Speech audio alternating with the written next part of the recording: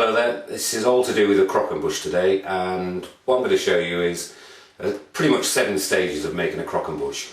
Croquembouche is generally used at French weddings, and it's a highly prized piece of pastry.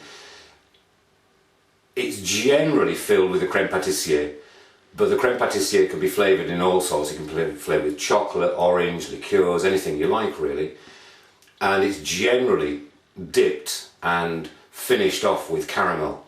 But today what I'm going to do is actually dip it in chocolate, simply because we English love chocolate, and the simple fact is it's a damn sight easier to make than the caramelised one. But in a future edition I'll probably do the caramelised one as well, so you can see that. But today we're going to do croquembouche. It's going to have 7 stages. It's going to be decorated with proper chocolate, not the baker's chocolate, not the stuff that you really dislike, but it's the real nice, sharp, shiny, crunchy chocolate. It's going to be filled with an orange and chocolate crème pâtissier, and it's going to be decorated with chocolate roses, but modelling roses, and all the way down. And at the end of that, hopefully we'll have a chocolate croquembouche. Right, so we've got all the profiteroles dipped, both top and bottom. What we need to do now is start assembling the croquembouche. What I've got here is just an ordinary bit of card that I moulded into a cone, taped off, then put some tin foil around the outside just to make it more stable and heavy. And then I put a cone of greased silicone paper, greaseproof paper over the top of it. So when I want to take that from the finished profiteroles, that should slip out quite easily. I'm a little bit worried about this bottom bit not being quite down to the bottom, but I'll just have to live with that. Okay, so start choosing the ones that are the right size for the jobs, which are slightly bigger ones. So we start with the big ones and we end up with the small ones. So the first one, just literally dip one in, so you've got the flat bit sitting at the back, upright, and then just glue them together. Sometimes you need a hand doing this, and sometimes you're okay if they sit quite happily without moving too much. It's just the bottom line that you've got to take your time with. Does it go? It kind of goes off fairly quickly as the chocolate, doesn't it? So you just maybe need to hold them there a little bit. Yeah, it does go off quite quickly, but it's a case of just it's a case of waiting really, and just being careful on the bottom lot. Yeah. And once you've got the bottom lot on the go, you pretty much everything else is easy after that. Yeah. So it's a case of just finding the right position for those and just holding on to them. You can always pipe chocolate in between later on if they're not quite as firm as you'd wish. So don't worry that you think, oh, they're not quite as firm as I want them to be. I mean, this chocolate set's pretty solid, isn't it? It's really pretty quick. Yeah. Yeah, pretty quick. And if it's a summertime when it's quite hot, then simply get a hairdryer, put it on cold, and have the hairdryer angled down just to blow. Just taking the foot off that one because it's a little bit too much chocolate, and it won't stick where I want it to stick. Just get a hairdryer and put it on cold. Just the cool air actually yeah. makes it set enough, doesn't it? Yeah, and it cools it down quite quickly.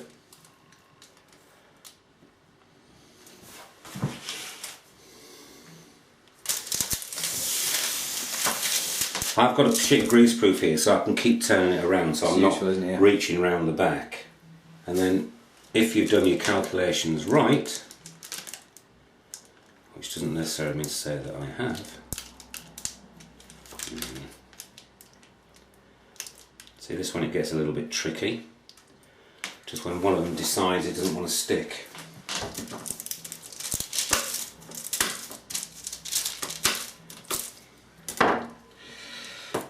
You've pretty much, as you can see, got to try and fit one in. If you just squeeze it in a little bit, yeah. I guess that's what you do, isn't it? Yeah. So you've got to do these two sides, this one, and then squeeze them together. Now let that set off. Don't try and do any more for now, just let it set off.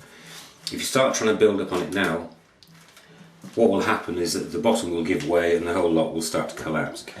So just give it a little bit of time. And if you've got the hairdryer, give it a good blow. So the next lot, just dip it once, but this time you're putting it in between, almost staggering them. And again, you might have to play around with the individual profiterole first to see which one fits in properly. So just, as long as that's attached to that, it doesn't have to be attached to that. And again, keep going round. Find one that's roughly about the right shape.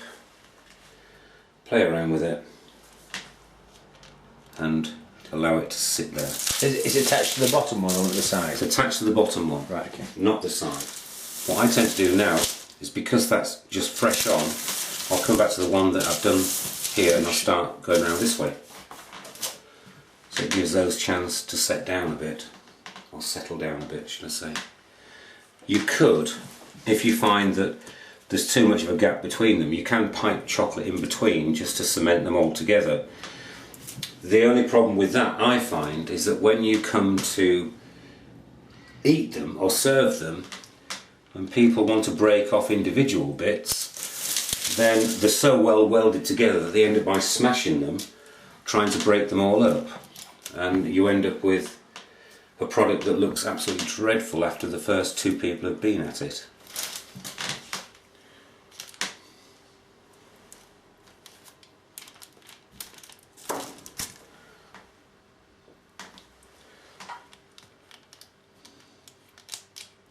And I'm not going to build it right up to the top anyway. That last bit I will do it outside of the cone.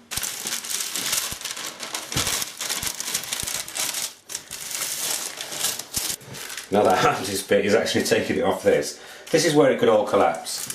Well, what I want at the moment, I want some help. Yep, I thought you So might. what I want you to do is to push that middle bit, just push it down with your finger. Yeah. You'll feel it hit the cone in a minute or two, and just note very carefully, just give it a nice solid push. Yeah, I got it. We've got it. Go on. Yeah. So now, Right. so the paper's left inside of it. Yeah. Now I need to just balance that very carefully. Can you get that? Take the paper out. Whew, that was hairy. I'm going to spin chocolate over it by just using the last of the, just an extra bit of decoration really. Nothing else.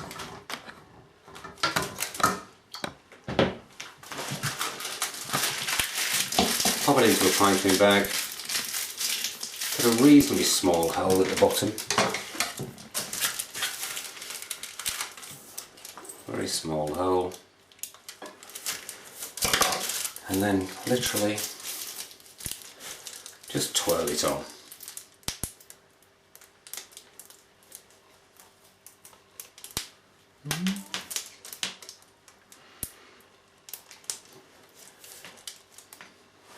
It's just a bit of decoration. You could do this in a different type of chocolate. White chocolate would look really nice. Yeah. It just makes it stand out a bit.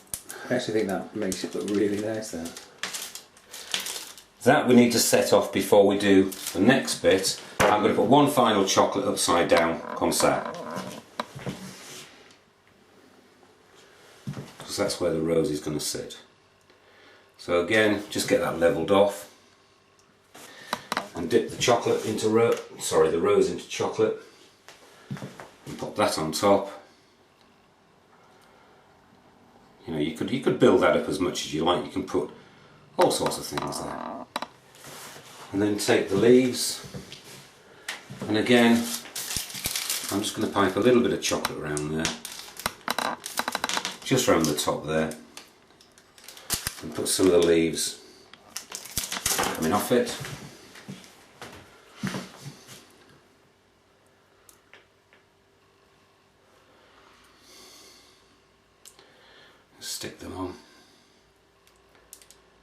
And again, it's just a case of biding your time, not trying to do it too quickly, because chocolate needs time to set as you're doing this. So on the other side.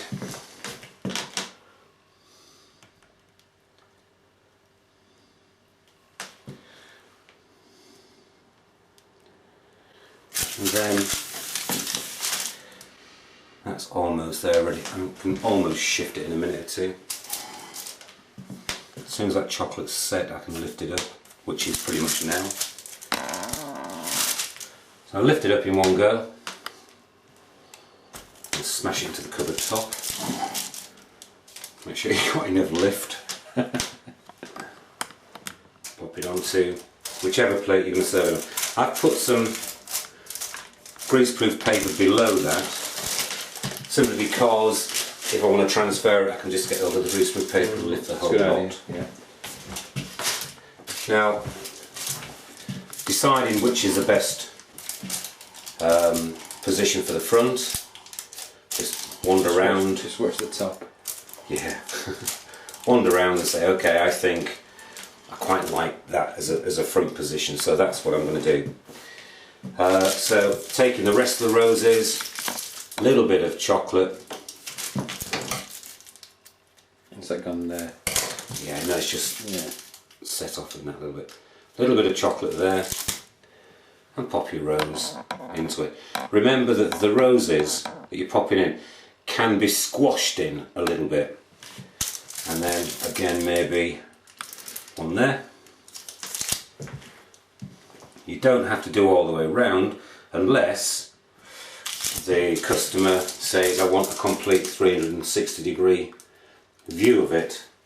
Then you look at making sure that the whole thing all the way around is covered in roses, if that's what you want. You could put sweets in them, you could sugared almonds, anything you like, marshmallows. You could glue them to this, making it slightly more different, slightly more attractive. Maybe younger children would like it more, because with it being strong chocolate, with it being strong chocolate, then you know it's limited to the children liking it. They might find it too bitter, but you've tasted it, Andy. What do you think of the combination of the sweetness and the bitterness? It suits me. Yeah, it is my. Excuse me.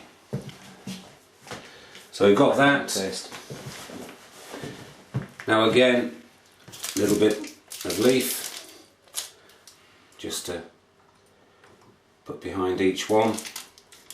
I generally like to put 2 leaves on a rose, but it's entirely up to the person how they want to do it.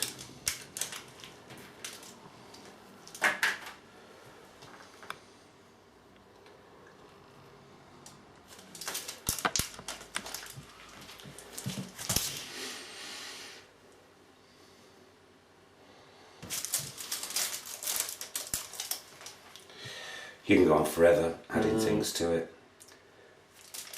Use all different sorts of chocolates, chocolate colours. Brilliant.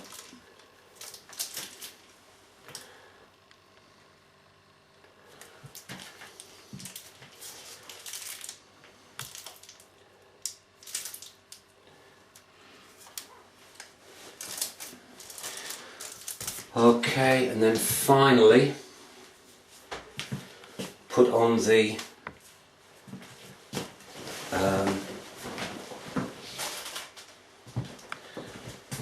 petals or the triangles, whichever one you call them.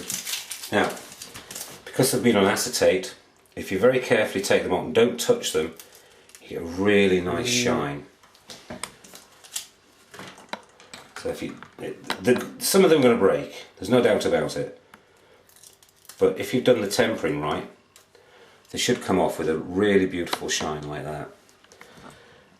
So take a number of them off and just take your time with it. I'm going to put a little bit of line along each one, so it gives something that can adhere to the bottom of the profiteroles, and then try to keep the touch down to the bare minimum. And then now just slot them in and just angle them off underneath the profiterole so they stick to something. It doesn't matter whether they're absolutely perfectly arranged. It's just trying to create a collar. So remembering which your front bit is, make sure that is really as perfect as you can get it. That's the finished croquembouche.